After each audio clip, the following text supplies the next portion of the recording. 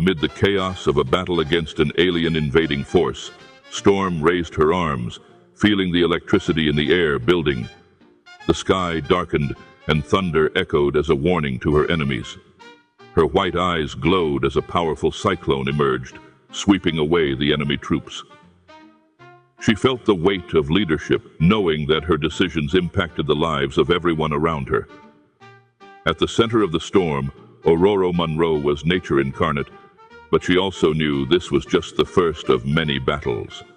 Meanwhile, Rogue advanced across the battlefield with the strength absorbed from her defeated opponents.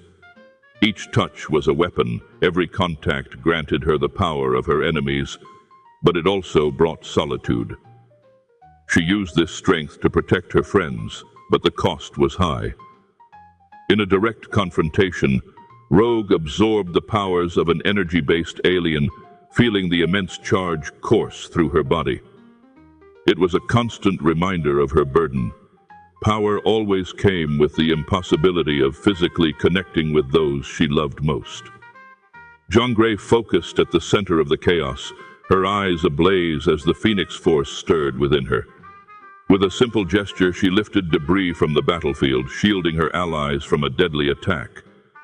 The telekinetic force flowing through her was both a blessing and a curse, as the Phoenix whispered in her mind, tempting her to unleash her full power. Jean fought not only against the invaders, but also for control within herself. She knew that if she lost control, she could destroy both friends and foes alike. Scarlet Witch stood nearby, her hands surrounded by vibrant red energy. Wanda used her reality warping abilities to distort space around her, disorienting the invaders. Every move was precise, but her mind was in constant conflict. She could undo reality with a thought, but the cost of altering the world was a burden she feared to bear. Her powers, vast yet dangerous, required absolute control, as one misstep could mean the destruction of everything around her. Kitty Pryde was constantly on the move, phasing through walls and force fields as if they didn't exist. Her intangibility made her one of the best options for infiltration, but it also isolated her from many of the dangers her companions faced head-on. Even so, she felt responsible for ensuring the team's safety, always ready to spring into action and disable any threat. As she moved through the shadows, Kitty knew that her ability to pass through any physical barrier reflected her desire to break the emotional walls separating her from others. In a flash of cosmic energy, Captain Marvel dove from the skies, launching beams of pure energy at the enemy ships.